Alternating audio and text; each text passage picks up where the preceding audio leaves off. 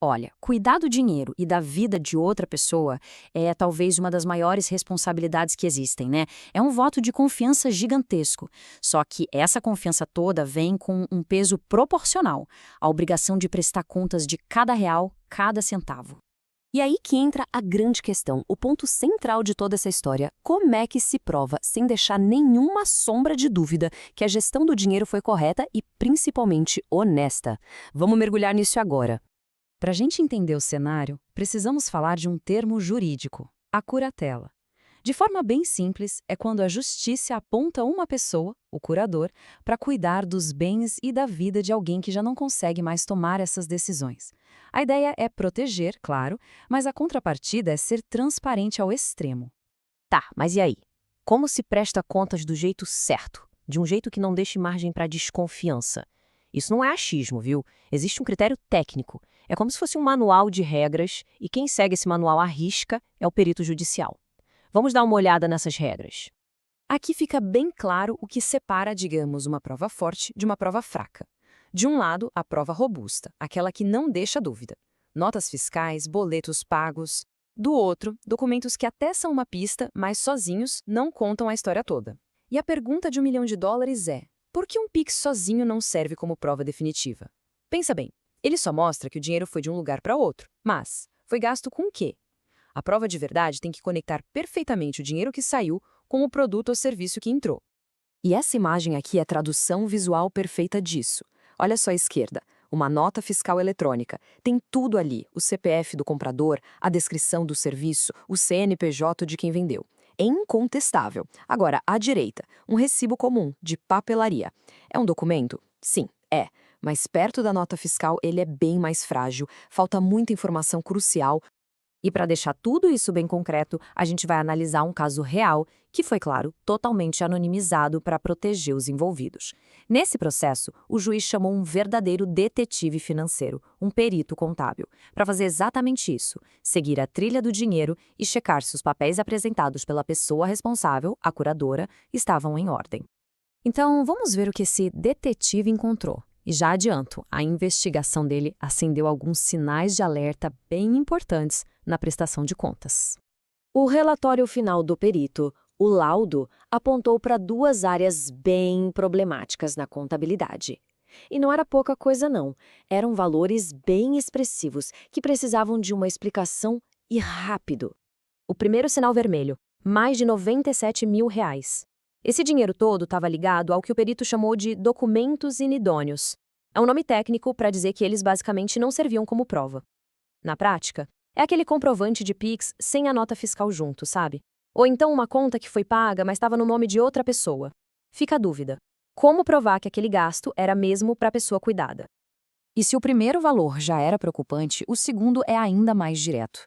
Mais de R$ 102 mil em despesas que simplesmente não tinham absolutamente nada. Nenhum papel, nenhum recibo, nenhuma nota fiscal. O dinheiro saiu da conta e pronto, virou um buraco negro na contabilidade. E olha só, dentro desse buraco negro, quase R$ 48 mil eram saques em dinheiro vivo. E aí mora o grande perigo. Dinheiro em espécie, numa prestação de contas, é quase um fantasma. Ele some sem deixar rastro. Sem um recibo para cada gasto, por menor que seja, fica impossível para o perito e para o juiz saberem se aquele dinheiro foi mesmo usado para o bem-estar da pessoa. Mas calma, porque essa história tem uma reviravolta bem interessante. Quando tudo parecia indicar uma gestão desastrosa, a perícia descobriu o outro lado da moeda. Um lado, acredite, surpreendentemente positivo. Mesmo com toda essa confusão na comprovação dos gastos do dia a dia, o perito olhou para o cenário maior, para o todo, e o que ele encontrou foi algo realmente impressionante. Durante todo o período que foi analisado, o patrimônio da pessoa que estava sendo cuidada não diminuiu. Pelo contrário, cresceu em mais de R$ 287 mil.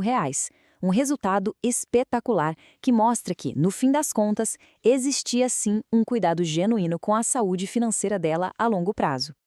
Ok, mas como esse crescimento aconteceu? Foi mágica? Não. Foi disciplina. O relatório do perito até elogiou a curadora por isso.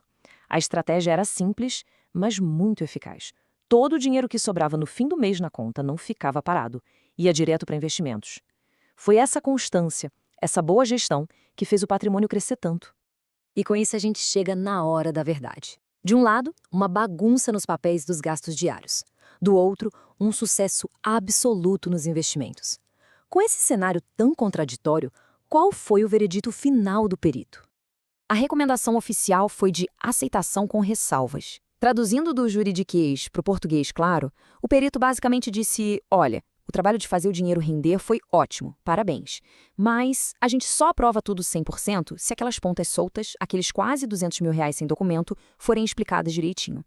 Essa aprovação com ressalvas é o jeito do sistema judiciário dizer: a gente vê o bom trabalho na gestão dos investimentos e isso é louvável.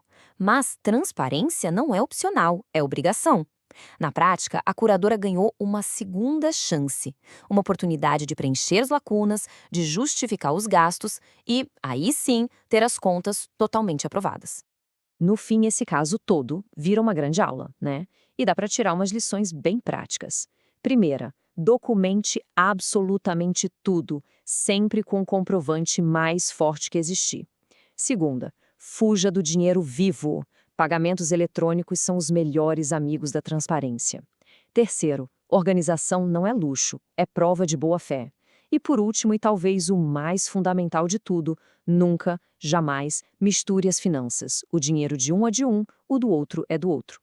Porque, no fundo, a história toda se resume a isso. Prestar contas é o teste definitivo de honestidade e de cuidado. E a questão que fica no ar, e que vale para todo mundo, é: se um pente fino passasse por todas as nossas finanças, pessoais ou profissionais, será que a gente estaria preparado para passar nesse teste de confiança?